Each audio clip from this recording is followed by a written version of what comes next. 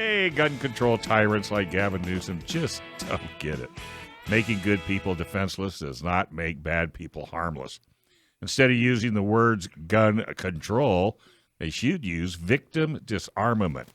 And if you believe in the Second Amendment, and if you believe that good people deserve the best tools to defend themselves and their families, then you should be a member of San Diego County Gun Owners.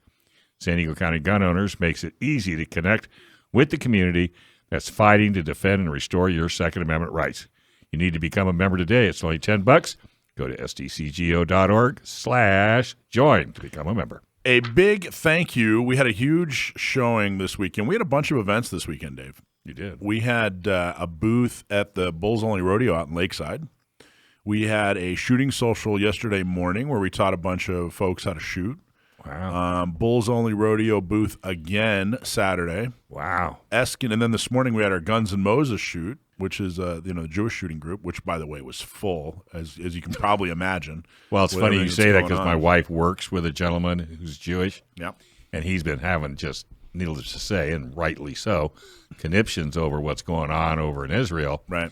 So I told her, I said, so her and I are at breakfast, and we're Googling Guns N' Moses, and she copied the website, and looks like they're going to get a lot more people. It was full today. It was full today. We had a full boat, huge. And then we had the Escondido. Escondido had a big street fair.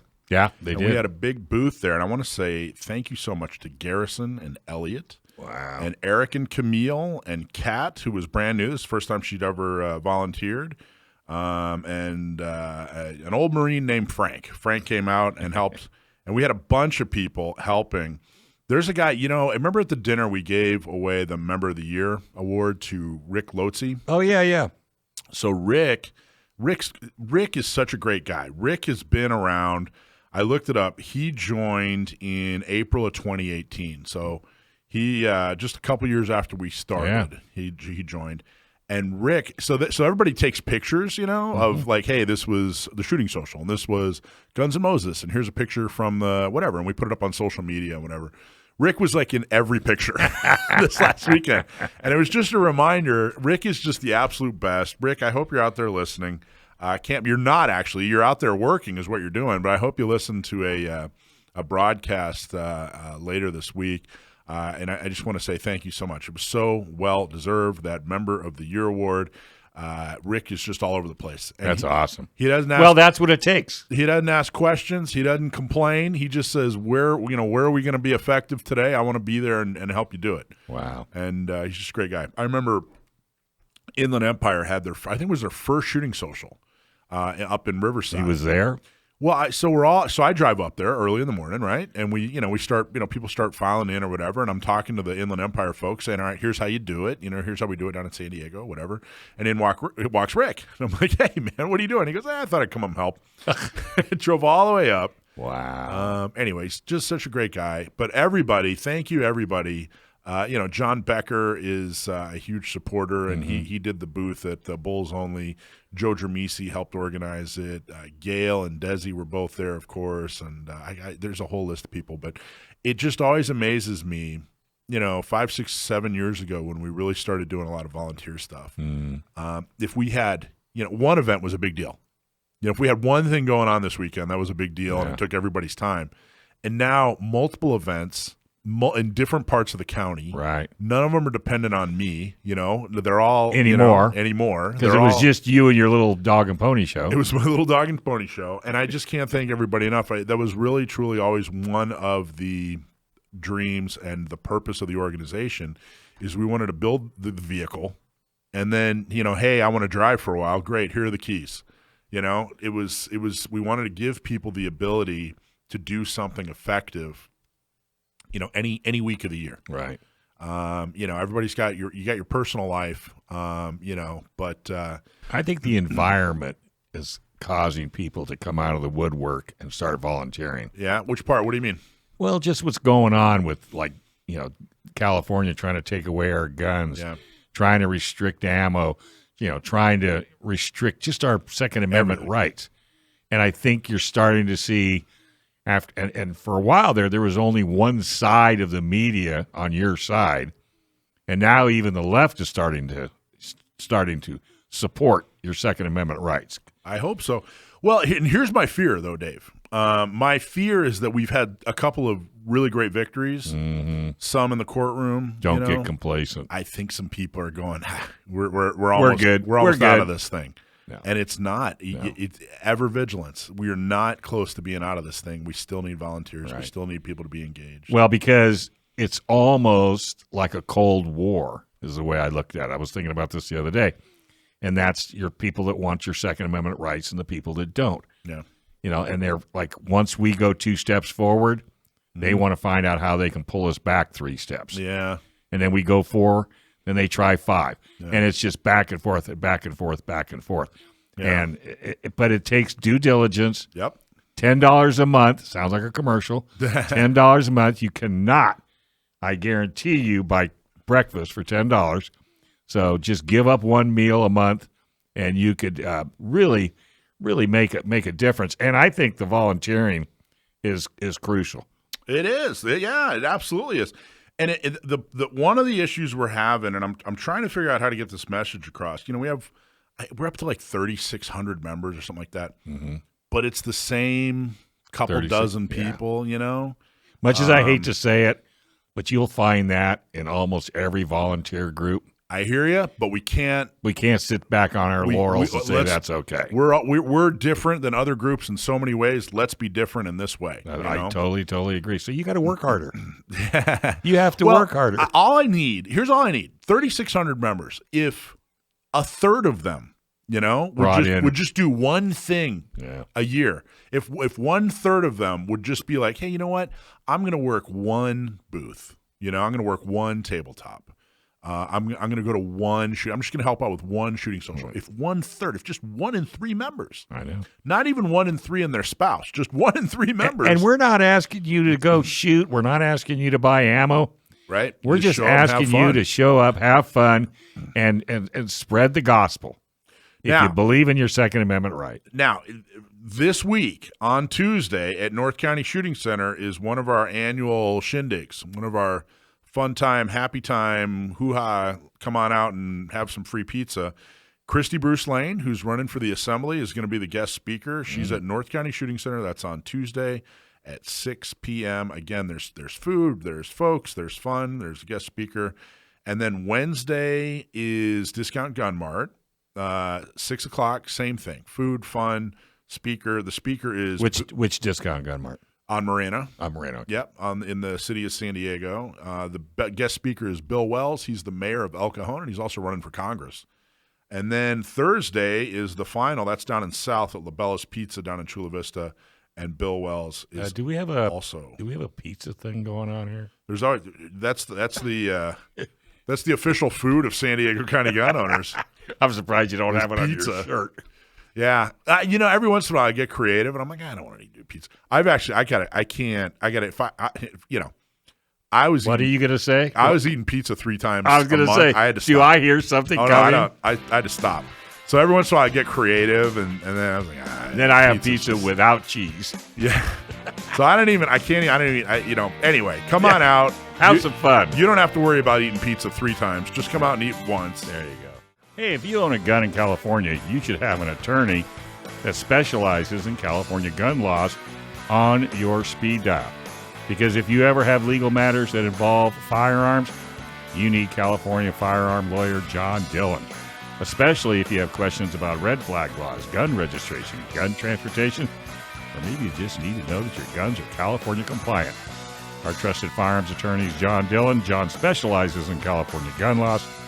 Please put his number in your phone right now, 760-642-7150. That's John Dillon, California firearms lawyer, 760-642-7150. Okay. Right, so what do you got? We got a guest. Is he on the line, Brendan? I don't know if he's actually called. He's on the phone right now with somebody. He's ordering pizza. He's ordering pizza? All right. Well, our next guest, I believe, we got on the line. Good. Dan he's an American entrepreneur and musician. He's the founder and president of a couple different corporations, including House Detective Inc., which is a home inspection and appraisal company. But you probably know him best because he is an excellent, excellent commentator and author when it comes to Second Amendment issues. We've had him on the show before. Great guy. Just absolutely think the world of him. Dan, how are you? Fellas, how's it going? It's going good over here. Good. Over now. Yeah, where's over there? It's well. I don't know which state is worse, yours or mine. I'm in New York. New York. Good point. Good point. The New York. I wonder if gun laws are as bad in the old York. I wonder which if there was a battle. I'd like to move to Old York if there is an old York. Thanks for being on the show. There's a bunch of stuff I want to talk to you about, but you know what? I want to kick it off on something completely not gun related. You're completely, I did not prepare you for this question at all. I'm putting you on the spot. That's okay. But being a musician, now that Eddie is gone, tragically and sadly, it's been a few years. Eddie Van Halen, the king of guitar. Yeah, it was a sad day. I got to tell you, it was a real sad day. But. Truly, and he was such an innovator, and he's just absolutely good. The guy walks on water, no question. But now that he's gone, who's the king? Oh, man. He knows he's going to put you on the spot. Yeah. There are so many great guitar players. Gary Moore, Jimmy Page, a lot of the old 70s guys. But then you get into the 80s, and you had guys like Steve Vai and Vito Bratta and what's his name from Dokken? I can't think of it. George Lynch from Dokken. George Lynch, yeah. You had the classical guys like Yngwie Malmsteen. There's so many great guitar players. I can't even say. But the thing about Eddie was he stood out among all of them, and because his style and his sound was so unique. And not that the other guys weren't, but he was just really, really different. He was self-taught. He had a very almost unorthodox way of playing guitar. He really brought tapping alive, and he did so many great things with guitar, and his tone was always perfect. And he did it on this Frankenstein Kramer that he built from scrap, from what I understand. So he was incredible. I was always a big Eddie Van Halen fan, but I was also a big Steve Vai fan. Now, Steve Vai, I don't know if you guys are familiar with Steve Vai at all. He played in David Lee Roth's band. Sure. After David Lee Roth left Van Halen. Now, Steve Vai was probably the most interesting guitar player because the stuff he did was, you never heard those sounds coming out of a guitar before. He would take that whammy bar, he'd pull it up a step and a half, he would dive bomb, he would make these crazy weird sounds that nobody could ever reproduce. So Steve Vai always kind of sticks in my mind. So Jimmy Page is kind of like the godfather of guitar. Yeah. Like he did everything, and he wrote the book. He was like, and then like you said, Eddie was so innovative. I think that's the word. He's so innovative that everybody. I don't know anybody that picked up a guitar after Eddie was inspired by Eddie or inspired by somebody who was inspired by. I mean, he was just so phenomenally amazing. But is there anybody putting out music right now that you're just like, okay, this guy's the reigning king? Well, once you leave the 80s, what happens, I played in hair bands back in the 80s, and so that I'm showing my age now, but once we left the 80s and grunge came in, it devastated us. I mean, we were shocked. We didn't know what to do. We didn't know where to go. We didn't know what clubs to play. We were just a mess because this grunge wave just kind of came over the country. It came and went. Yeah. I knew it wasn't going to last forever, but it was really powerful, and it wiped metal off the map for a moment. So now a lot of these bands are coming back, though. It's pretty interesting to watch Iron Maiden come back, Judas Priest. I'm like, what the hell? And Kiss was always one of my favorite bands. Ted Nugent just got done touring. Ted Nugent, I mean, how much more American rock and roll guitar player do you get than Ted Nugent? Uncle Ted, man. I met him at an NRA convention in Pittsburgh, I don't know, 10, 12 years ago, something like that. And because he was there performing, I think he was on the board for a while. I think he was on the NRA board. Yes, he was. Yeah. And he, we had these name tags on that told you, your name and then where you were from. And I went up and I'm just like, hey, Ted Nugent, gosh, I've liked you for decades. It's what an honor and pleasure it is to me, or whatever I said. And he looked down at my name tag and he goes, "Oh, California, you're in the belly of the beast, brother." And then just kept walking. And I was like, "This is the coolest moment of my whole life." I've been in touch with his PR rep, the woman who I don't know, I guess she's his PR, and she handles his businesses and his business and stuff. She's a wonderful woman, and she's been very communicative with me over email and stuff. I'm hoping to get on Ted's show and talk with him because he doesn't know this, but when let's say when I first learned about the female anatomy, Double Live Gonzo was playing in the background, so I always felt like Ted was cheering me on. Nice. But yeah, no, Ted Nugent, awesome. He was in spirit, even if he was cheering you on. Good old Uncle Ted. So, okay, let's talk about guns now. That was fun, though. That was a good conversation. By the way, my vote for Guitar God right now, someone actually still putting out music and is still like the king of the fretboard, Nuno Bettencourt. Oh God, I didn't even think about Nuno Bettencourt. But Paul Gilbert from Mr. Big, like, jeez, these guys. Yeah, Nuno, incredible. Yeah. Yeah, That's Paul my Gilbert. Mr. Big was probably one of the best rock bands from that era, late '80s into the early '90s, I guess. Billy Sheehan's a gun guy. Yeah, and Billy Sheehan, he played a lot of the nightclubs that I ended up playing. I came a little bit after him in age, but he was from Buffalo, New York. Yep. And so we have actually some friends in common, me and Billy Sheehan. I've never actually met him, but incredible bass player. Dave and I got to interview him. He popped up on one of our on Orange County Gun Owners Facebook page. And I reached out to him. I'm like, wait, is this the Billy Sheehan? And he's like, yep. And he's a gun guy, and he was just moving from California to Nashville, and that was pretty cool. So I got him on the radio. I got to talk to him about we didn't really talk about guns much. We talked about his career, but yeah, he's a super nice guy. Anyway, okay, all right. Oh, go ahead. Yeah. Okay. At some point, we got to. One other thing, just for people to listen to some of the old Mr. Big stuff with Billy Sheehan. Yeah. The live concerts would blow you away. Daddy Brother, stuff like that. There's some really kick-ass songs. Anyway, go ahead.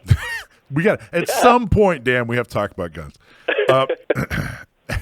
All right. So one of the things we wanted to talk about, we just had out here in California, they basically outlawed gun shows. I don't know if that's something you followed, but they, all the gun shows were on state property. So the state came in and said, well, we're not going to let gun shows legally operate on state property.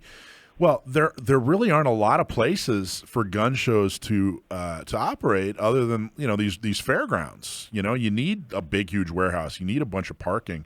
So it took us a long time, but we now have a gun show again, and we're growing it, and we're going to talk a little bit more about it in the show. But what I wanted to talk to you about was, gun grabbers. They like to subvert the meaning of terms. They like to promote their narrative by using their terminology, which I don't think our side is nearly as good as they are at doing that. And they come up with gun show loophole and gun violence and everything that they do. What are your thoughts on that? What are some of the worst ones in your opinion, or what's your thought on the whole subject? Well, first of all, let me just address the gun show thing real quick. Sure. Here where I live in Saratoga Springs, New York, just south of the Adirondack Mountains, beautiful place, beautiful town, but it's run by a bunch of Democrats. And what they did to shut down the gun show, the one big gun show that would come to our town was at the city center. It was the only place big enough because it had parking and it had everything. Right. And what they did was they changed the internal city code to say no guns or ammo to be sold on city property. That was their little way of running the gun show out of town. So they're scoundrels. Anyway, now that I got that off my chest, we'll talk about terminology. There's so many. The narrative is probably the most important thing that I talk about, because I want people to understand that this narrative, this anti-gun narrative, is what's shaping the way we think about guns in America. So we could talk about all the terms. We could talk about assault weapon. Remember, Dianne Feinstein brought the AR-15 out, and she showed this so-called assault weapon. She said, this is, Mr. and Mrs. America, turn them all in, and this is the problem. This is what's causing all these deaths. And they labeled it, the term was probably around, but they really made it mainstream during the Clinton era. Yep. Assault weapon. That was to scare Sally's soccer mom. And it did, because she didn't know any better. She doesn't know what a semi-auto is. Hillary Clinton would continue to say these things, spray bullets, knowing damn well that they didn't, knowing the difference between semi and full auto, but they would still create this scary narrative for people who didn't know any better, because they wanted the support for the politicians who promised them safety. Because they're scared, politicians say, well, we'll make you safe. We're going to ban these things. So the terminology is super important to them. If we debunk it and we can actually help people understand that they're being tricked, game over. But we haven't been able to do that yet. I've been trying. If you notice also terms like weapons of war. Right. Hillary Clinton and Obama were using that for a while, but it was a little over the top. Weapons of war, it was a little over the top, so they didn't use it forever. They stopped using it. Now they're kind of bringing it back, resurrecting it a little bit. But I think, Dan, I think you're right. I think it was just over the top, that weapons of war thing. I think people kind of saw through it. Like I drive a Jeep. That's a weapon of war. But all right, look, hang out, Dan. We're gonna come right back to that thought. I really like where you're going. Hey, if you listen to a Gun Owners Radio, you know how I feel about our current government and financial situation. So it's no secret I'm a big believer in diversifying your money with precious metal like gold and silver. But when it comes to buying precious metal, you need the right company in your corner. That's why we're partnered with the top-rated precious metal company, Goldco, because reputations do matter. Goldco is 6 times Inc. 5000 winner, 2022 Company of the Year, and they help people like you and me place over $2 billion in gold and silver. And right now, they're offering Gun Owners Radio supporters up to $10,000 in bonus silver when opening a qualified IRA account. This is your opportunity to protect yourself from an out-of-control, corrupt government. Don't pass it up. Grab your phone today and give Goldco a call. Take action today so you don't regret it tomorrow. Call Goldco at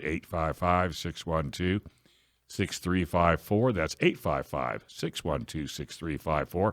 And please tell them you heard it right here on Gun Owners Radio.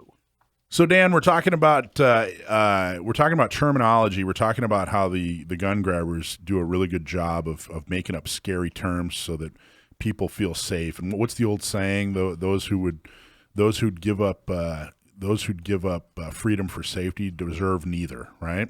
Isn't that how it goes, or something along those lines? Yeah, it is definitely something like that, and that's what it kind of defines the two ideologies here in America. You have, on the political left, you have people who are willing to give up their freedom for what they perceive to be safety.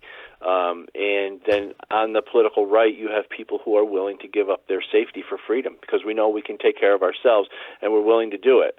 So it's the clash of the ideologies, really, is what it is. But the terminology really helps push the people who are easy to manipulate over to that side and get them supporting gun control laws and gun restrictions. So, we talked about assault weapon, we talked about weapons of war, but the big daddy term is gun violence. Yeah. This term, gun violence, when I first really understood what the strategy behind it was, it's devastating, because what it is, it's a really powerful term. When you take the word gun and you put it next to the word violence, you are creating a scenario in the minds of people that just doesn't exist, but is scary as hell. We all know what a gun is, and we all know what violence is. But violence is a behavior. If you look the word up in the dictionary, it's a behavior, and a behavior can only be acted out by a person or an animal. There's no way guns can be violent. There's no such thing as gun violence. It just doesn't exist. But they create this term so you can fabricate in your mind guns being violent and almost take the human element out of the equation. It's brilliant. Yeah. And it works. Right, because we're never getting rid of violence. Violence has been around since, Cain and Abel, right? It's been around for thousands of years. It's unfortunately the ugliest part of human nature. But you can get rid of guns. You can't get rid of violence. You can't go in and physically remove violence, but you can go in and physically remove guns. So no matter what, if you say, hey, we're going to stop gun violence, we're going to set up a committee and they're going to figure out how to stop gun violence, they're never going to focus on violence. The focus is always going to be on guns. Right, and I don't even like to use the word. The term, I can't even use their terms anymore. I won't use them. I'll use them to talk about it. Yeah. But when I hear gun owners at the range talking about assault weapons, I cringe. When I hear people say, gun violence, I cringe because I know this stuff is made up, and I know it's created for one purpose, and that is to disarm and make helpless American citizens. It's all. That's the purpose. And it's like Pavlov's dogs. Pavlov's dogs. He would ring the bell, and the dogs would salivate. Right? We've got people trained in this country so badly, or so good rather, that you can say the word assault weapon or gun violence, and they're instantly fearful. And it's kind of like Pavlov's dogs, where it's like a stimulus response. You give them the stimulus, show them the AR-15, show them the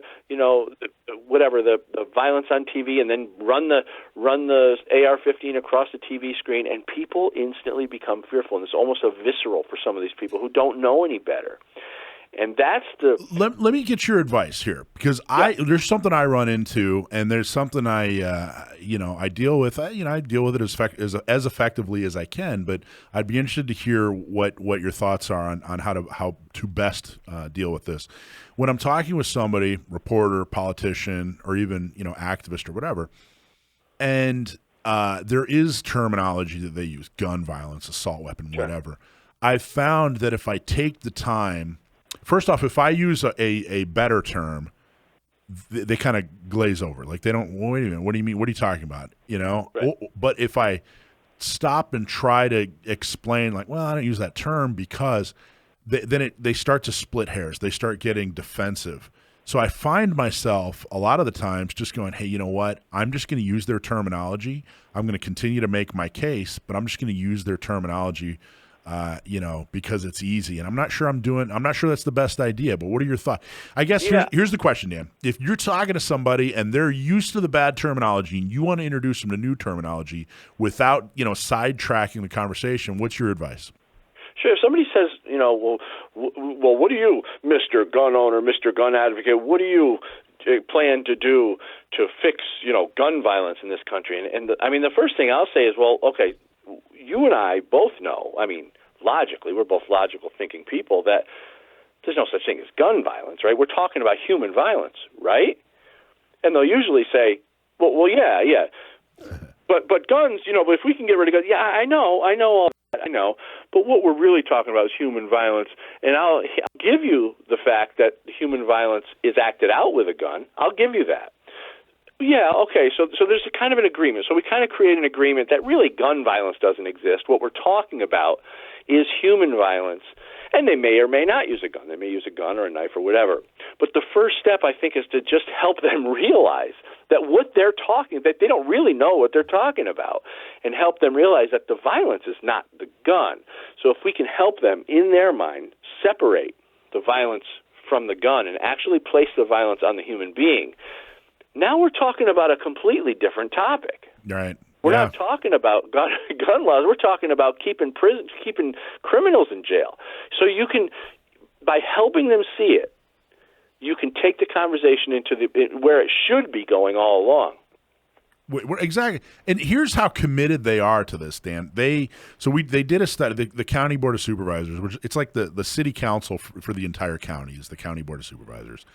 And they contracted with an agency that's heavily biased, and they studied gun violence. They wanted to reduce gun violence, and they found out that 70% of quote unquote gun violence were older white guys in East County, San Diego, who were committing suicide, and 30% were career criminals in high crime neighborhoods, probably killing other career criminals. That's what they found out, which is exactly what we've been saying all along. Yeah. And they came up with this package of regulations. There were like 12 or so, and like of these 12, like 8 of them were, gee, let's fund a suicide hotline. Let's fund organizations that help keep kids out of crime. Let's come up with steps that help people exit a life of crime and enter a life of productivity. So, 8 of these 12 or whatever were good. And one of them was kind of this neutral, like, oh, let's make gun locks free for people. Okay, whatever. So, okay, that's not, So 8 of them, not that bad. But then the other 4 were like, hey, let's set up a bureaucracy that helps make suggestions on how we can, stop gun violence. Basically, let's set up a government office that, suggests more and more ways to ban guns is really what it was.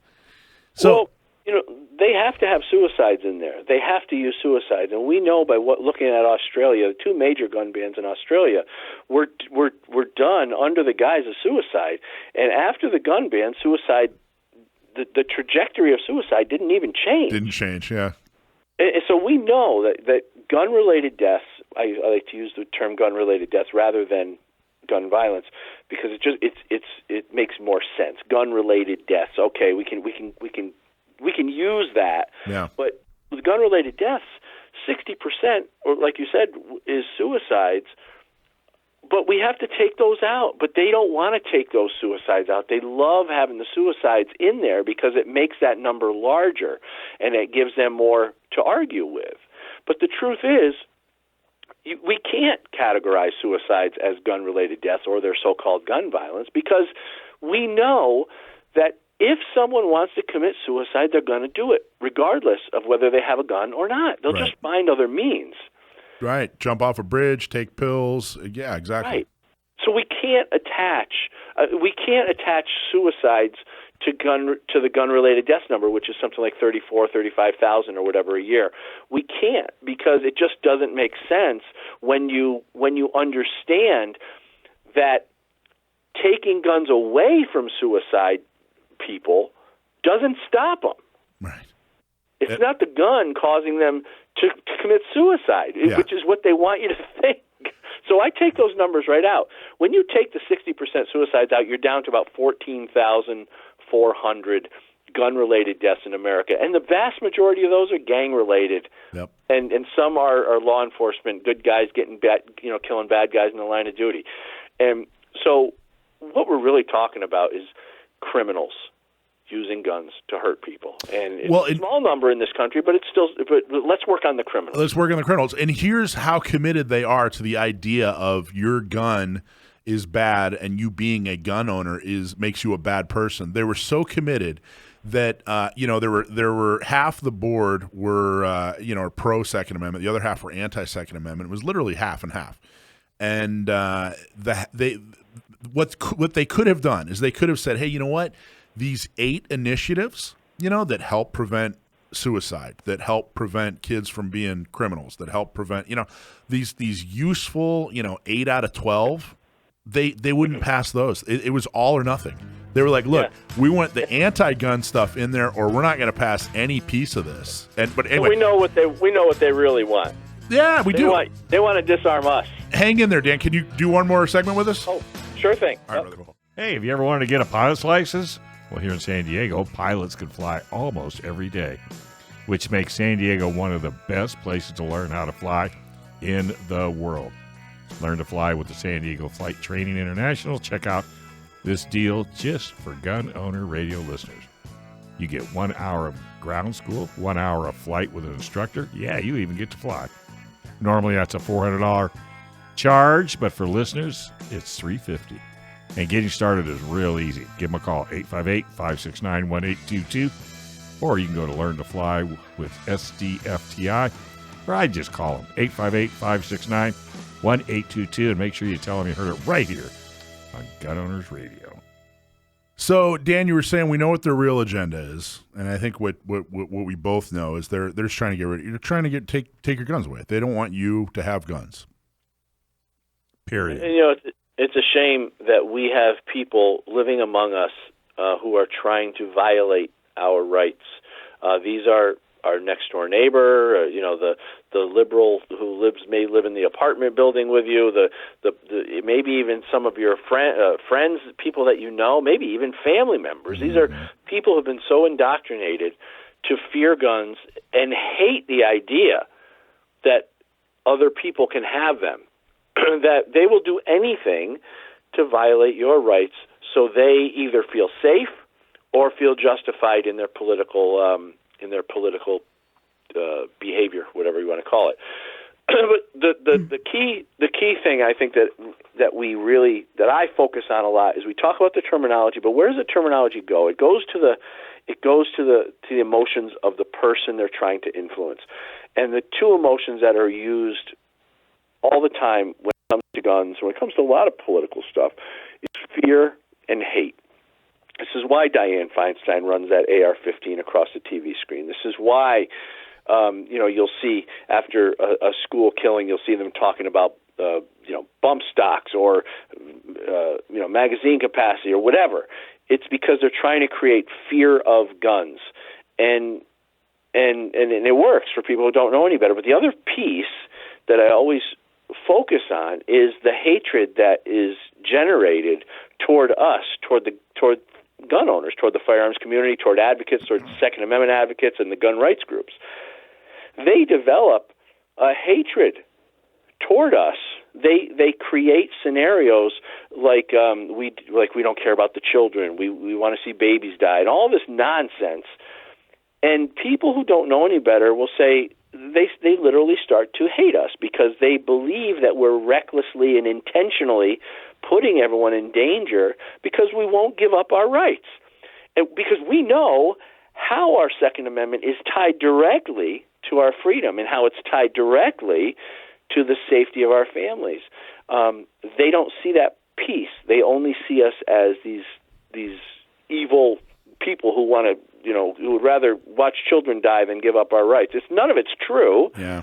But that's the way it goes. It's fear and hate are the motivators. And I was just going to add, it's they're clearly spoon feeding the next generation to where this fear is just simply going to grow from being, a discomfort or a dislike to where the next generation is truly not going to understand, and they're going to have a true deep rooted fear down the road.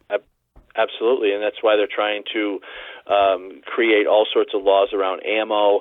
Now there's all sorts of taxes they want to attach to ammo. They want to, now in New York we have this new ammo background check system because what they're trying to do is discourage people from going to the range. Because when you can do that, if you can discourage parents from bringing their children to the range, those kids are going to grow up real quick. Kids grow up real quick. I know. I got a 24-year-old now, and his childhood went by so quick. If I didn't take him to the range and he was subjected to all this anti-gun stuff, he would grow up as an anti-gunner. And that's the idea. Keep people away from the range. Keep people away from practicing. Keep parents away from teaching their kids about guns. And you create the next generation, just like you said, it's the next generation of either non-gun owners or anti-gunners. I agree with that. I think that's one, it would almost give me pause, or at least I might actually spend more time reevaluating my position if I saw a lot of pro-gun people move to an anti-gun position.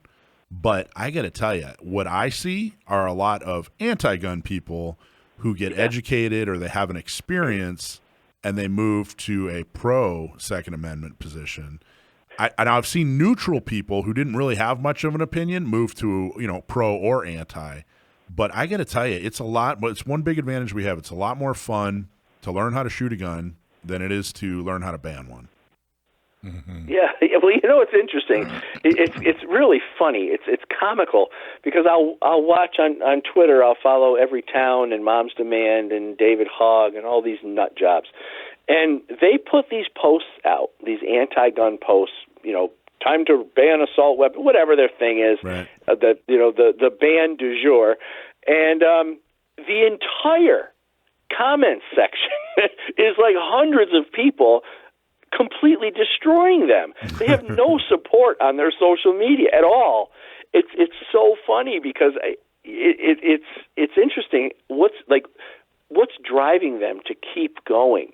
And that's where I start to question, okay, there's something else behind them, behind Everytown, behind Mom's Demand, because if you got that much hate online, you just turn your computer off. It just doesn't make sense. But they still do it. So there's money behind it.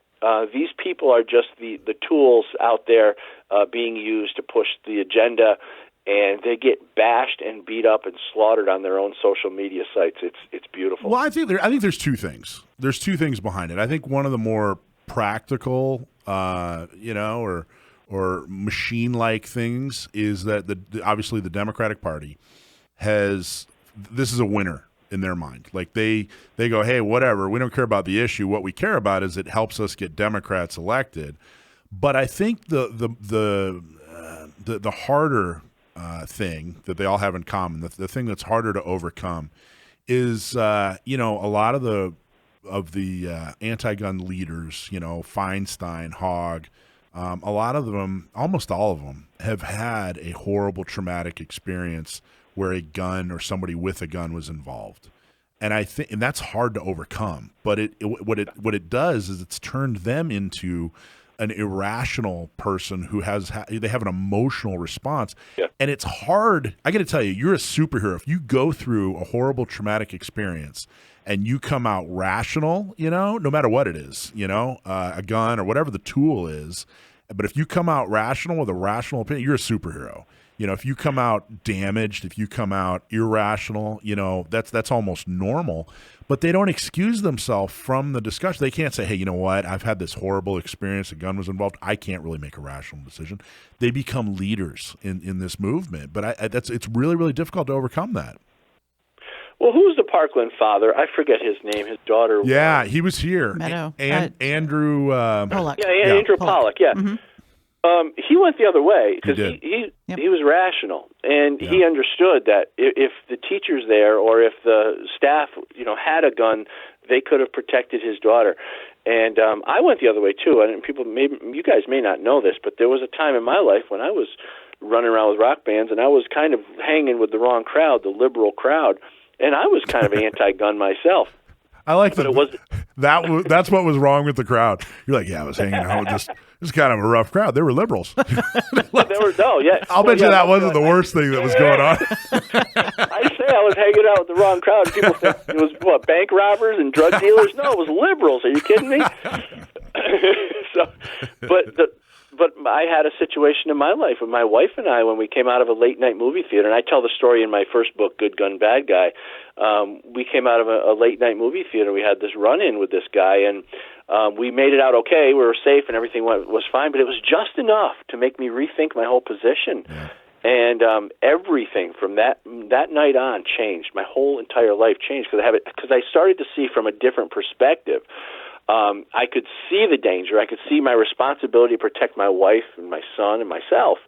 And that night, I told my wife, I said, "I'm sorry. I don't know if I would have been able to protect you if I needed to." I said, "I'm getting a gun," and everything changed. And from that moment on, my whole life just opened up. And then I started doing the research, and then I started to see how it was that I had been manipulated myself. And I started studying the terminology and the narrative and the rhetoric and the propaganda. And that's what I started writing about. And I've been writing about it ever since. And it goes deep, but it's really interesting how people can be so manipulated. But some of us can see through it and make a change and hopefully, help other people do the same. Dan, how can people follow you or read more? Or where would you like to point them? Because I really want to make sure that people know who you are and follow you and learn more about you and listen to your voice. Well, my book series is Good Gun, Bad Guy, so you can go to goodgunbadguy.com. I have a web show called The Loaded Mic. We talk about Second Amendment stuff. We also talk about, politics of the day. It's a lot of fun. great show. You're going to love it. I should do an alcohol.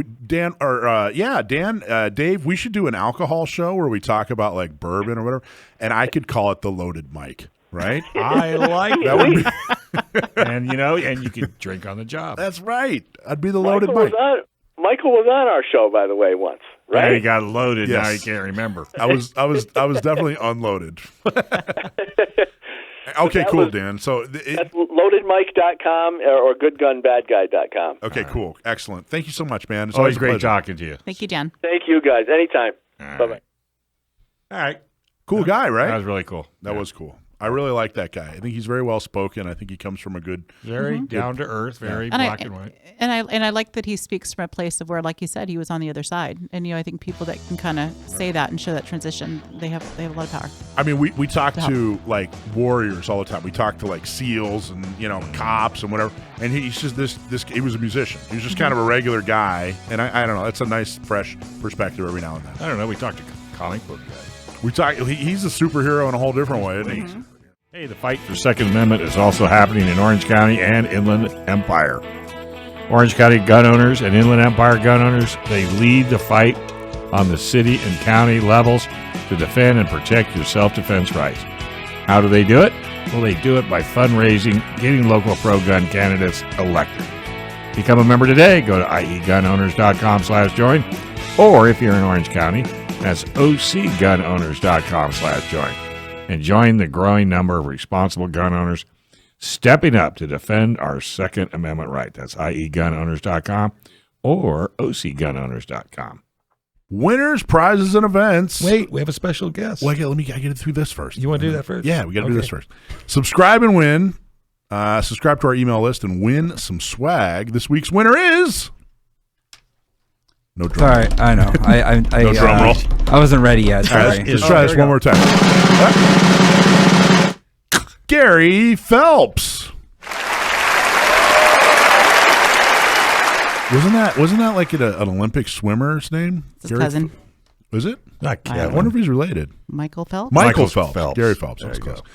Gary, congratulations. Email prizes at gunownersradio.com to claim your T-shirt or hat. Okay, now, Dave, we have a special guest in the studio here. Guest. Alicia, who is your special guest? We do. I brought my daughter in with me today. We had some fun hangout time today at the range and threw some rounds down and brought her here with me. Did you outshoot your mom? She's a pretty good shot. You tried? You tried? I bet you did. You tried? Is her mic working? Test. Go test. 1, 2, 3. There she is. So first off, do you have a name? Yeah. Yeah. Okay. My name is Lindsay. Nice, Lindsay. Nice to meet you. Okay, so was this your first time? How old are you, Lindsay? I'm 18. 18, so you have your driver's license already. Don't embarrass her. I wish. Just because you stood in line at 2 in the morning to get yours. All right, we won't go into that. We had a whole driver's license discussion off there, nice. just to let everybody. So, Lindsay, was this your first time shooting? No, I've gone shooting several times in the past. Just accompany my mom during just whenever I can go. Nice. Do you enjoy it? She started when she was probably 8. Is Yeah. about when I started taking her. Do you enjoy shooting? Mm-hmm. Yeah, it's pretty fun. I mean, I haven't gone That much? often, but I enjoy it. Yeah. What do you like to shoot? Today I used to favor the 40 more, but now I like the 9mm. Yeah. So everybody went that. Everybody went through their 40 phase, and then you go back and 9mm wins. There's like 10 people listening right now that are having a fit because they still love their 40. Still in their 40. They're still in their 40s. Oh, by the way, you remember, you'll appreciate this. So I'm at dinner with my wife's cousin and his wife, and she didn't know anything about the 50 cal that he bought. Did you So drive I'm me out? over there bragging away. Yeah, you just say this thing. You're that and I guy. looked over to his wife and I go, oh. Uh-oh. So he told me I'm not allowed to see her ever again because it was like 2 weeks and she wouldn't talk to him. Way to go, Dave. I said, but he never shot it except once, thanks to Alicia. I mean, it's on the wall. I mean, it's not even. Yeah. So. Great, Dave. Way to go. So you like the 9mm. Which 9mm were you shooting? Do you remember which one it was today? She was running Glock 17 and then also the Shield today. Oh, nice. Nice. Yeah. What do you think about shooting in general? Like Like is If you had your choice between that or riding a horse, Oh, that's hard. Yeah. Oh, so you like both? Yeah, I enjoy a variety of things, but I think I like having an adrenaline rush. So shooting is something that is, well, being safe. Right. It's fun to practice and just see if I can be as accurate as possible. So You ever thought about riding a horse and shooting a target? I've There thought you go. about it. You Cowboys. ever heard of Annie Oakley? Yes. You could be Annie Oakley. Wasn't she like Then 16 she kind of when she started shooting? She's pretty young. I don't know how old she She's is. really 16, young. 18, Something Yeah. like that. somewhere around that time. She You're not was too really old. good. You're not too old at 18. You still have a couple years. Yeah. You still have a couple of useful years ahead of you at 18. Don't worry. So, but I mean, so your mom heavily involved in firearms industry. That's Yep, probably definitely. unusual, right? And not a lot of your friends have moms who are big No. shot shooters. Yeah. So, what do you think about that? I think it's good to have people that maybe you wouldn't normally see in that sort of setting because it's probably off-putting to some people that want to learn maybe in a industry that's more, I mean, I'm sure you've heard this, but it's more male-dominated and it's not, maybe some people are not very familiar with guns, and so I think it's important to, just, I guess, have representation, show that, it's, If mom can do it, anybody can do it. it's. Yeah, but if you it's- notice that, have you noticed from what I notice, is that when women get into shooting, they seem to be way more excited than men getting into shooting. Do you notice that? Yeah, I've, And you think it's because of that fact that most women don't shoot, and the ones that do are super proud of doing it? yeah, because it's, I don't know a lot of Yeah. women that do, so it's Rare I think when it's a you good do. thing to It's for empowering. everybody. Yeah, Is it empowering? I would think it is because you want to know, like, you want to be able to defend yourself and you want to be able to know how to handle it if you ever need to. So Very important. Do you think now? Do you see? You're not old enough yet, but do you think when you get a couple years older, do you see yourself carrying a gun for protection daily? I think at some point, yeah. Yeah. What do you think about? Yeah. So your mom wasn't always into guns. Do you remember when she started getting into guns? Sure. The guy that you heard earlier in the last hour, his name is Hey, Brendan? Whoa. Brendan, you're on air. Let's have you And it's turn off your mic, DNWOS. there, Brendan. He's ordering dinner tonight. Yeah, really. I'm glad he's not saying something embarrassing. That'd be Was awesome. it the one that was racing? But, That particular one, or Anyway, so what I was saying was your mom wasn't always into guns. At some point, she got into guns. Do you remember her getting into guns? And what were your thoughts on that? Or were you too young? You just I kind of. think it was around 10 or 11. Well, no, it was earlier than that. I think the first time I shot, I was around 7 or 8, around that. Yeah. And I think, I don't know, it was just sort of a normal thing for me. Like, it wasn't weird to me. Yeah. Because I think, you want to be able to, know how to defend yourself if you ever come across any circumstances that, someone's breaking into your house or someone's holding you up at knife point or something. You want to be able to, have those things that are necessary to, protect yourself, protect your family. Just Now, when your mom teaches you, do you feel like, or does it occur to you, do you feel like, hey, you know what? Mom's teaching me to do this because she cares about my safety. Like this is one way that mom shows me that she loves me. Is that something that crosses your mind, or that probably doesn't? Yeah, well, if she didn't teach me, that would show me that she doesn't care because, it's important to know how to do things and how to do them properly because there's a lot of things that I do wrong, and if I do them wrong, I could end up hurting myself or others potentially. So, What are some of the other things that your mom does that shows that she doesn't really care about you? I'm kidding. Don't pay any attention to him. Here's what I want to know: when your mom does tell you that she loves you and she doesn't get a great response from you, what happens? What does she do? I'm just grumpy. What does mom do? Yeah, what does mom do? What's mom's response? No dinner? I'm having a brain fart. Yeah, I don't know. Where were you trying to get at, Alicia? Alicia Yeah, said Galicia knows. Long story short, we had an incident at a restaurant. Oh, no. You what? You what? We had an incident at a restaurant. What? I guess what was we- the incident? Lindsay? I told her I loved her. And she kind of shrugged and kind of rolled her eyes. And What? yeah. Oh, just don't embarrass this poor girl. She'll never get a driver's Well, license. so this was a brand new restaurant when Cairns first opened. Oh, I love fast food in Cairns and Santee. Santee, sure. Pretty good. Packed room. I stood up and proclaimed my love to her, to everybody that was there. Oh, yeah. Loudly? Oh, That's very on much the so. on the seat. Yeah, I stood up. How was See? that for you? Because Did I you love learn? Did you learn anything from there? I'd be dropping on my knees if she told you I loved you. I'd be dropping on my knees. Which is a more effective way to tell you that she loves you? Take you shooting or yell to the entire Yeah, and Canes embarrass crowd? you Which to one's death. better?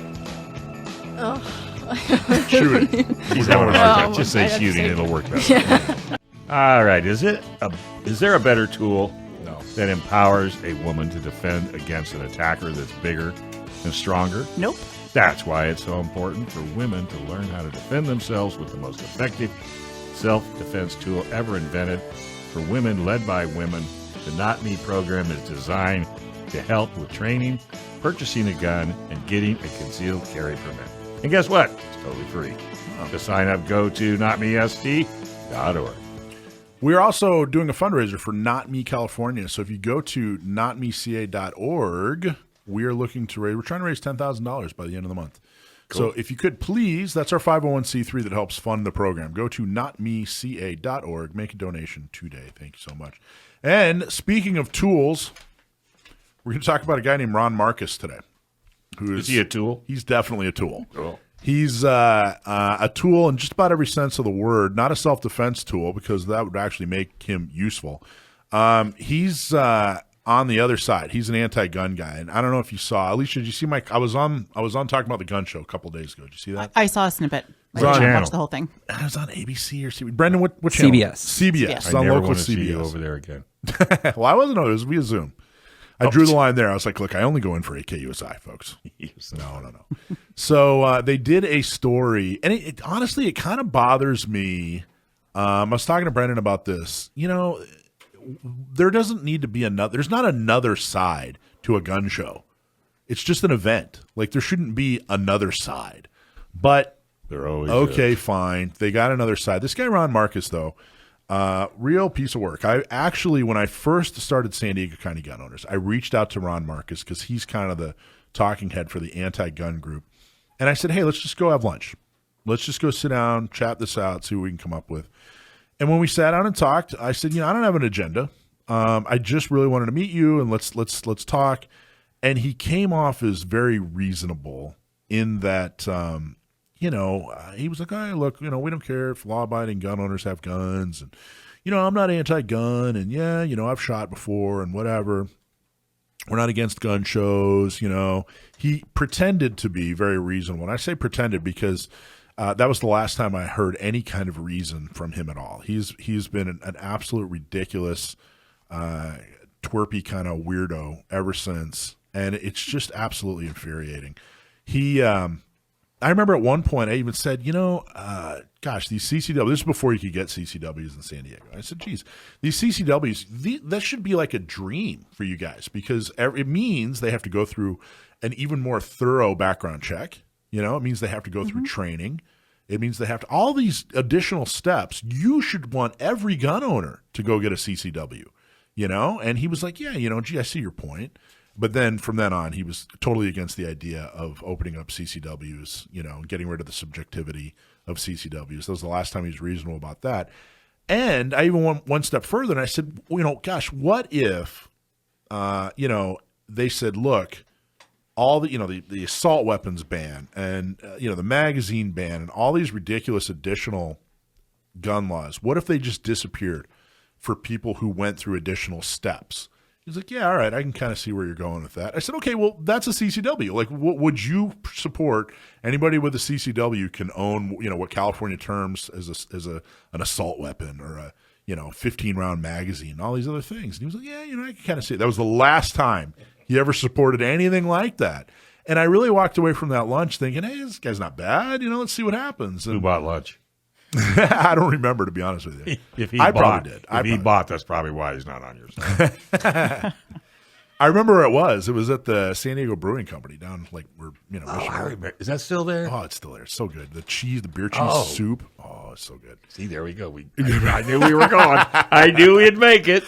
So anyway, he is just a piece of work. he says all these like, oh, gee, golly gosh, I'm reasonable and whatever. And Is that the first politician you've ran into? He's not a politician. Oh, he's not even. No. He does volunteer work. I'm not even sure which anti-gun group. They all these anti-gunners. There's like 5 different groups, but there's like 15 people. And so, and these 15 people just like they wear one shirt one day and another shirt the other day. There's like San Diegans for gun violence prevention. There's the Brady organization. There's Everytown. So he's with the anti-gun groups. I don't know which one. Yeah, depends on what day. Depends on what day. Sometimes he's wearing an orange shirt. Sometimes he's wearing a red one. Sometimes it's blue, but it's always anti-gun. And I would see him protesting the gun show after sitting there and telling me, "Oh no, we're not. We're not against gun shows." I'm like, look, California gun shows have every law you think should be, as and then some. Yeah, I mean, you can't purchase a gun there. You have to go through a background check. There's no gun show loophole. You should be totally in favor. Oh yeah. We don't have anything against gun shows. But then I saw him out there multiple times marching and talking about how we're a bunch of murderers, and I mean, he absolutely like lunatic fringe. So I'm on this interview. We're gonna play. Let's go ahead and play the interview, Brennan, and we're gonna talk a little bit about it.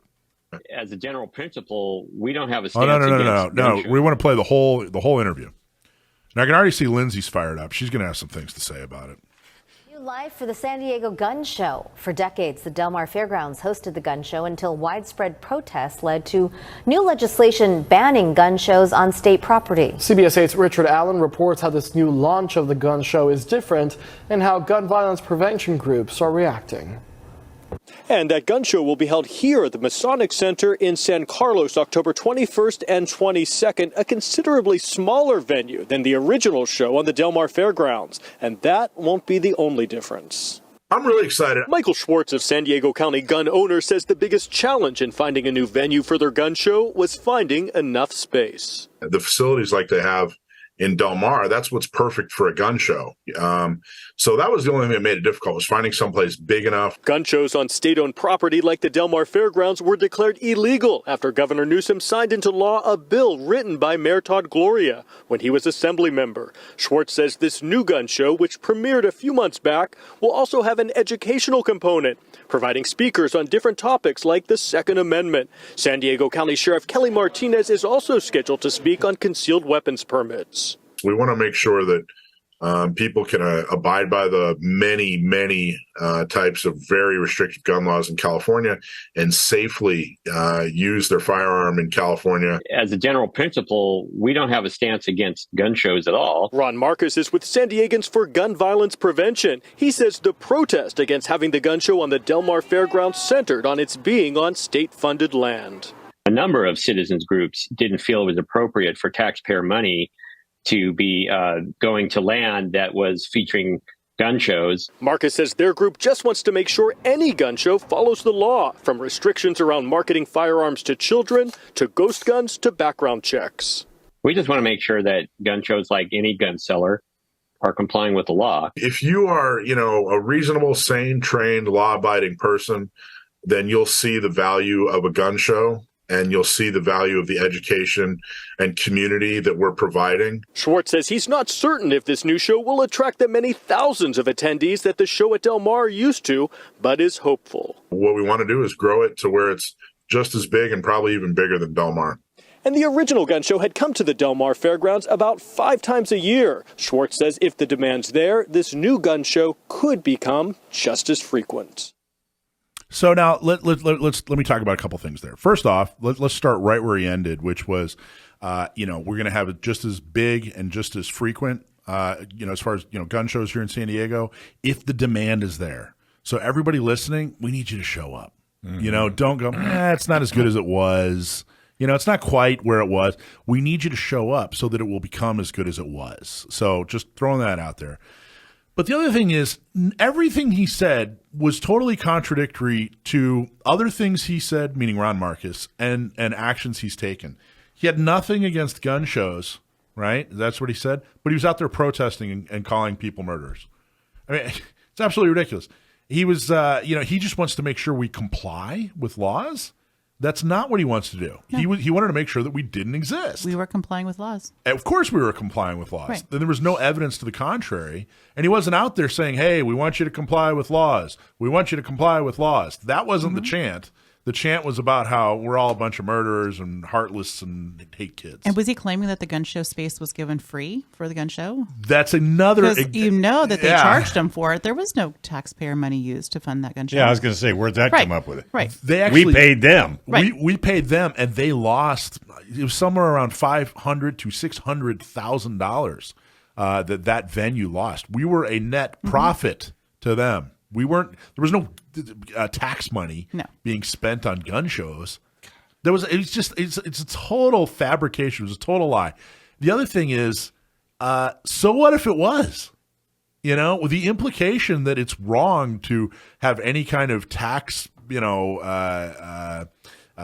funded event that has to do with your constitutional right. I mean, just the implication that we're all bad, horrible people.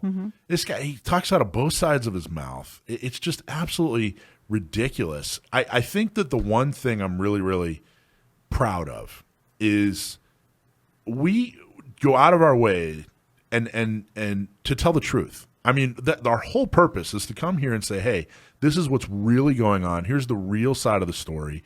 Let's introduce you to real people involved. And, their side has to like bob and weave and come up with these ridiculous, arguments, quote unquote, to try to prove their absolutely ridiculous case. And I just don't understand it. If Ron Marcus really had a case to make, number one, he wouldn't just make stuff up. And number two, I come to our show, come on our radio show, and let's have a real discussion. I'd be happy to.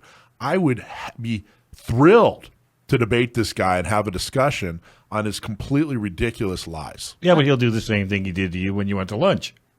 Yeah, but at least it'll be in front of people. You know what I mean? Like with it was just me and the waitress and Ron. He can say whatever he wants. All right, well, step up to the plate and let's have a real discussion on it. I dare you. I want to take him out on the range. He says he's a shooter. Yeah. Let's go out. Well, I don't know if he'd do that. He was telling me he does martial arts, but like whatever martial arts he studies, they don't actually touch each other. I remember that kind of sticking out. I'm like, oh, really? So isn't that just a dance class then? I think it is a dance class. Like karate, yeah. Anyway, Lindsay, what do you think about that? Yeah, I think if you're not making contact, is it really self-defense?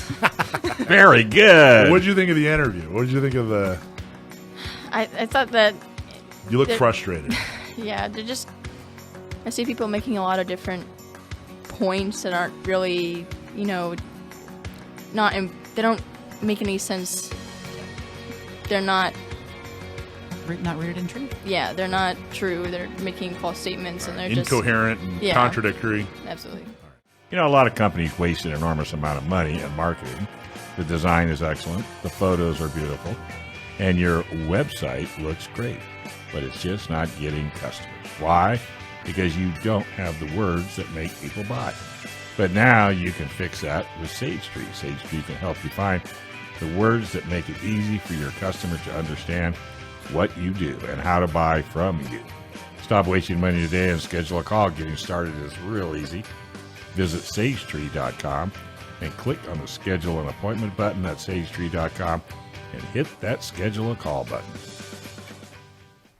All right, so we talked about Ron Marcus, who wants to rid the world of gun shows. Now let's talk about the gun show that we have going on. You know what's even better is, I don't know if you heard that the reporter said that it was outlawed by a bill written by Todd Gloria. Yes. Yeah, what's up with that? Well, he was in the assembly. He's totally anti-gun. He's as anti-gun as they come. Right. And I don't. By the way, he didn't write it. No. It's not like little Todd sat there with his little hands and said, "Well, gee, today I'm going to write a bill." No, some anti-gun group said, "Hey, Todd, you're kind of a tool. Push this." Yeah, here it is. And he said, "All right, great, man." So that's my Todd Gloria. By the way, I think that's a very good one. It's a good Todd Gloria. I know. If you'd never heard Todd Gloria speak, wouldn't you kind of think that's what he sounds like? It's exactly what he sounds me. like. I'm Todd Gloria. And you're not even that short. Where was I? Oh, so he passed this bill, right? It wasn't even in his district, by the way. Del Mar wasn't even in his district. Right. So he passed this bill. So where's the first gun show? In the city of San Diego while he's mayor. Has he said anything? The irony. Put that in your pipe. He probably didn't have a pipe. He probably has a vape. Put that in your vape and smoke it. But has he ever Not publicly. come out and he's never I've never gotten a call from Todd Gloria Really? or nothing. Well, He's you know such you're a- doing lunches. He's such a jerk. He really is. He's such an embarrassment. Okay, so let's talk about the gun show. Okay, so the gun show is next weekend, the 21st and 22nd, Saturday and Sunday, both days.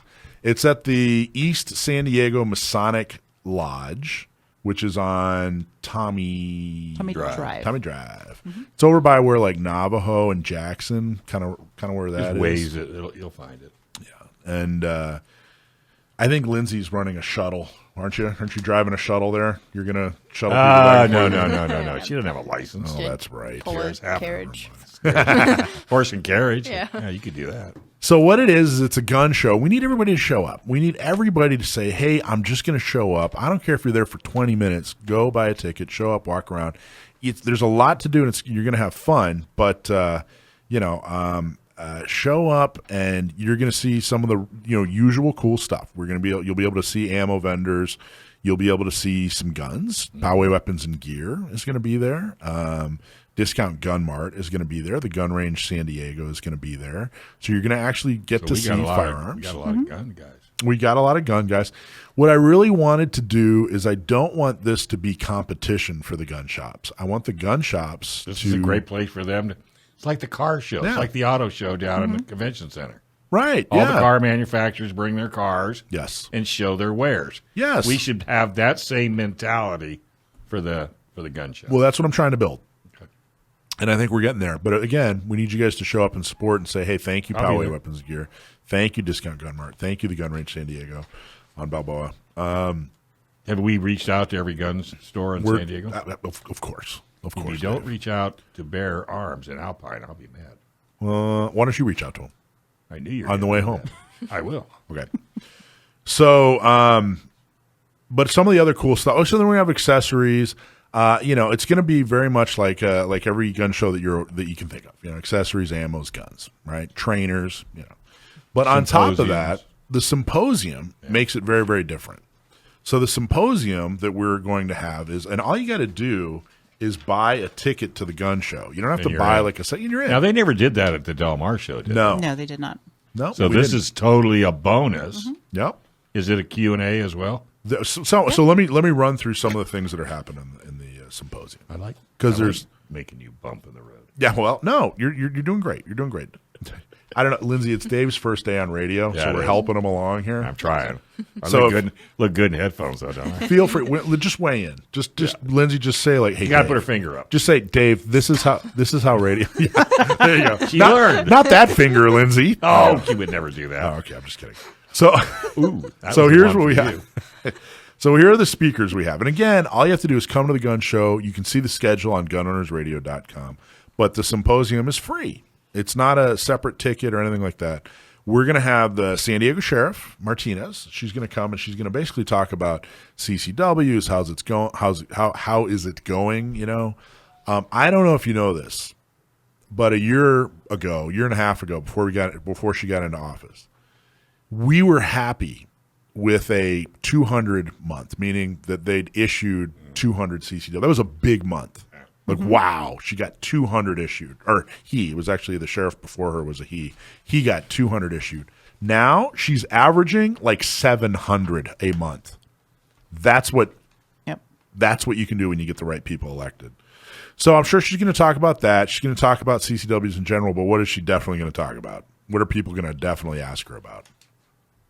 How to get through quicker? The roster? SB2, right? Yeah. Oh, SB2. yeah, absolutely. They're going to wonder, like, well, what's going to happen, So she's going to talk about SB2. But it's also just a good opportunity to ask her questions, get to know her, take a selfie, put it up on Facebook. She's fulfilled every promise she made to us, and I'm very, very, very proud of the support we gave her to make sure we got her in office. We're also going to have Saturday, tomorrow, towards the end of the day, we're going to have an elected officials panel where I'm going to question Laura Lothian. She's the vice mayor in La Mesa. We helped her get elected. Very, very proud of that. Dane White if you went to Gun Prom, you will know that Dane White is someone we helped get elected. He's the mayor of Escondido. I got to tell you, man, nobody helped Dane. You know, Dane worked his butt off. We supported him, but everybody thought that's a hill too high to climb, and he did it. And he's going to talk. Phil Ortiz, he's somebody else we endorsed. He's on the El Cajon City Council. Dustin Trotter he's a Santee City Councilman, and he was also the second member of San Diego County Gun Owners. I don't know if you knew that or not. We barely knew each other. Are you going to invite Todd Gloria? Yeah, he couldn't make it. And we're still waiting for his people to come back. Did you already invite him? No. You ought to do it just to see. I don't know, maybe. But he wouldn't fit into the panel.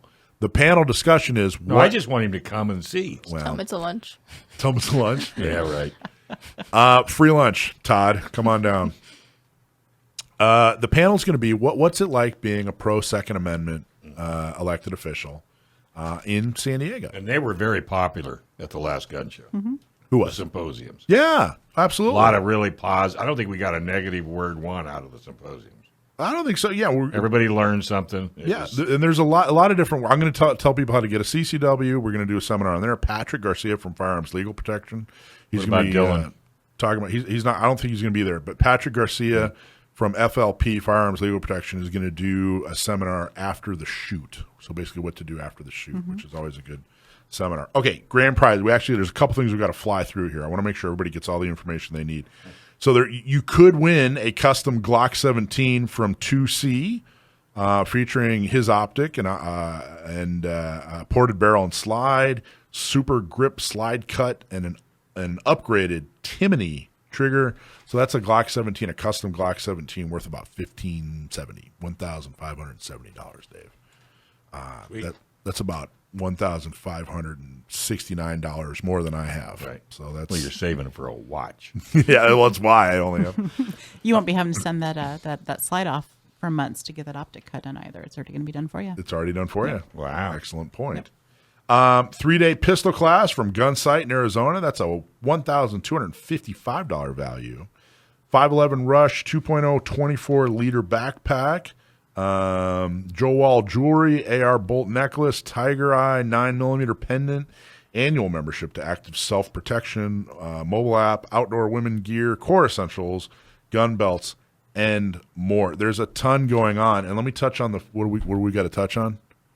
Food. We got to touch on the food, man. That was that and guns. We already talked about the missing hole. We fixed. There's going to be guns in the gun show. Now there's going to be food. There's going to be food. Who came up with this menu? Well, it's Rich did. Rich. I'm not surprised. Well, Why don't you like it? Okay, well, I don't see hot dogs. Yeah, I know. And there's no hot dogs. And I can't even pronounce half the stuff you're going to make. Gosh. All right. So there's coffee. That's how you pronounce that. I can do it. Red, white, and bad. Red, white, and badass brew. They're going to provide coffee for everyone, and that's actually sponsored by Firearms Legal Protection. Free. You get free red, white, and badass brew every morning. It's our buddy Dustin. What's their? They have like a bourbon one. That's really good. There you go. The whiskey and bourbon one. Yeah, that's good. There you go. Excuse me, 18. I knew I liked this kid. I know. Pacific Island Crave adobo ribs. It's just ribs. Those would probably be good. Look, Matt's in the corner going, I know what that adobo? Is. Yeah, what's adobo? Who's that guy? With rice. You know what? Have you ever had rice? Yes, I've had rice. I was in Korea. Pancit with lumpia, spam musubi. Do you know what spam musubi is? Lindsay? No, but I know Have you ever had spam? I have had I've had a lot of Filipino food. It's really good. You've had spam musubi? Not yet. I really want to. It's delicious. Well, come to the gun show. I will. You can have mine. They sell spam musubi at 7-Eleven in Hawaii on the counters. Isn't it just like fried spam? Well, It's rice. It's rice and spam, and there's some sauce and egg. Don't they throw an egg on top of it? That's right. I have seen. Maybe I don't know. That's not spam musubi. That's just. I've seen whatever that is. Some other name too. Chicken what? Empanadas, banana donuts. What's chicken what? Chicken Kelaguen. Matt, is that right? He doesn't know. Yeah, no. Hasai Grill, taco rice, chicken taco rice. You forgot the banana donuts. No, I said that. Banana donuts. That sounds delicious, by the way. I don't know if I've ever had a banana donut. Oh, my God. And then ice cream. We also have ice cream. guns, food, politicians that are on your side, attorneys, lectures, all kinds of good information. All for $12, you can get that $3 off coupon off the website. $12. Come down, have fun with us. Go to gunownersradio.com, and then check out the symposium section. And we'll tell you everything you need to know. But come down to the gun show, stay for the symposium, and have some dessert with Dave. Some elotos? What's that, elotos? If you could, when you come down, could you just bring like some chicken nuggets for Dave please. or something? Go to McDonald's. They're on sale. Gosh. I'm waiting for the McRib. The palate of a 5-year-old. It's coming back. It is coming back. I saw that. I know. I got pretty excited. I even stopped at a McDonald's. I said, do you have the McRib yet? No, old man. Get away from me. Hey, San Diego Gun Show is returning October 21st and 22nd. This is one you cannot miss. We're going to have guns. It's the second gun show since they banned it from Del Mar Fairgrounds, and we need you to come out and support the event so we can keep on growing the gun show and help educate people that it's normal to want to be able to protect yourself and know you cannot buy a gun and walk out the door. End discussion. But the Gun Owners Symposium is really going to be cool. Yeah. You'll be able to hear all sorts of speakers that are experts in the field. And we're even going to have Sheriff Kelly Martinez, and she is coming in, and we are very excited. More guns, more speakers, more prizes, more food, coffee, $15. Come on, you can handle that. If you want a discount, go to gunownersradio.com/symposium. I like that you were selling the $15 and then realized the next sentence was, that's $3 off. $15, you can handle that. Oh, and it's $3 off, too. $2. If you want a discount, well, I was going to say, for all you people that are cheap. Yeah. Because we could use the $15. Well, in this economy. I know. All right. Sam the Gunman. Sam the Gunman, everybody's favorite segment. Sam, my nephew, we found out years ago that he is extremely good with gun trivia. So if you send us a question that has to do with gun trivia and we use it on the air, we'll give you a hat or a shirt. And if you stump my nephew, we'll give you a super cool special prize. Now, when we ask him the question, this is the first time he's heard the question. He doesn't get prepared or anything, and we take special joy in trying to stump him. So we're certainly not cheating. It brings us warmth to our heart when we ask him a question and he gets it wrong. It's a special, warm feeling. So anyway, Sam, are you there? Yeah, how are you guys? Good, man. How are you doing? Oh, I can't complain. All right, good. We don't want to hear it. No, I'm kidding. All right, so the question today is by Lindsay. Lindsay was shooting today, with her mom, so we dragged her into the studio to talk about everything. So go ahead, Lindsay. What is the question? All right. Miguel from Mira Mesa asks, what is the most powerful military handgun ever issued? There you go. Miguel from Mira Mesa, what was the most powerful military handgun ever issued? Thanks for writing in, and thank you, Lindsay, for reading the question. Of course. What a gentleman. So this ever issued. So I'm assuming that by that he's excluding anything that someone in the military or in a military may have taken into a combat zone, but was not part of the issue equipment. Yeah, and they're looking for like kind of the question is definitely like mass issued. I mean, maybe some special unit, had 5 of them had the same powerful. That's not what we're talking about. This was like a standard issue military handgun, the most powerful military handgun ever issued, massive in mass numbers. Right. So if I remember correctly, the most powerful military handgun ever issued officially was the Colt Walker revolver. Is that? That's amazing, Lindsay. Do you want to read the answer? Holding. You want to borrow my reading glasses? No, doesn't need it. 1847 Walker was the biggest and heaviest black powder Colt ever produced. It was designed to take down an enemy soldier or horse with a single hit. The result was a 4.5-pound gun that carried nearly twice the powder charge of other revolvers at the time. It fired .454 weight and made the gun impractical for a belt holster, so the Walker was primarily carried in a saddle holster. About 1100 to 1847 Walkers were originally produced. There you go. About 1,100 1847 Walkers were originally produced. 140 grains with 1,100 feet per second velocity. That's pretty powerful.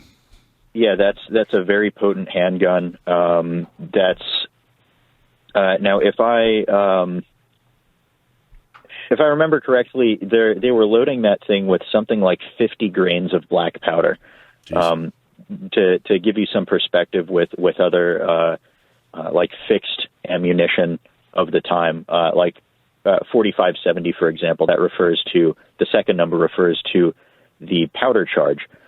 So we're talking something that's substantially less powerful, but not that much less powder behind it than some common rifle calibers of the time.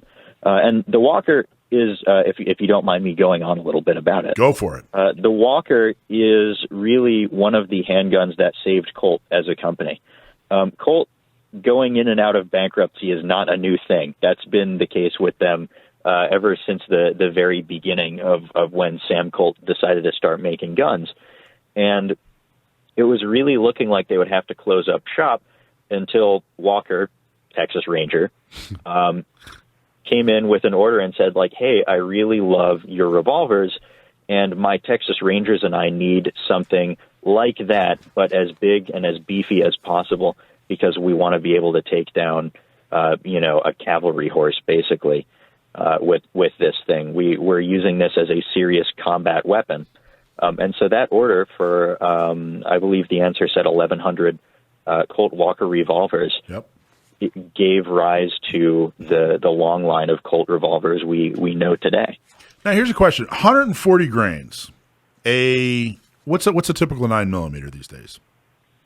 Typical 9mm is going to be 124 grains. 140 grains seems very much on the light side for a 45 caliber ball.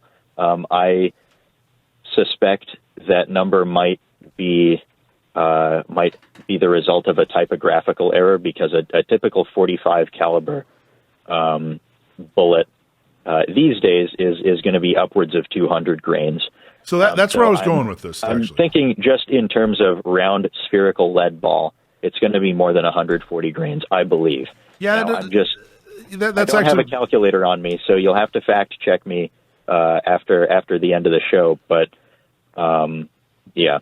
Because a 45, ACP is like 230 grains, and it's going subsonic. Right. But still, it's going like 800 feet per second, right? Yeah, and it's not exactly a round ball, but it's much closer to round than something you would see in in like a 45-70, for example. Those get up into 500-600 grain bullets sometimes on the outside. I just wonder how they define power. That's kind of it must be weight and speed, some kind. It's just an interesting definition. Like, how do you define power in that situation?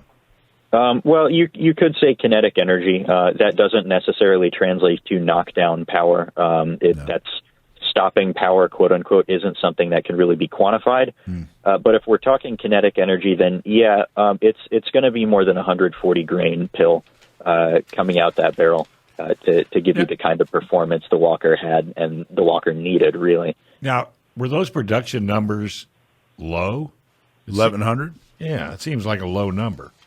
Yeah, it was just a short run for that one contract, because most other units that needed powerful revolvers at the time didn't need something quite that powerful. And frankly, it's difficult and complicated to make a gun that big and that powerful in the mid-19th century. So a typical military revolver, an Army pattern, like the Colt single-action Army, would be significantly smaller, with a smaller cylinder holding less gunpowder. And a less expensive, most likely.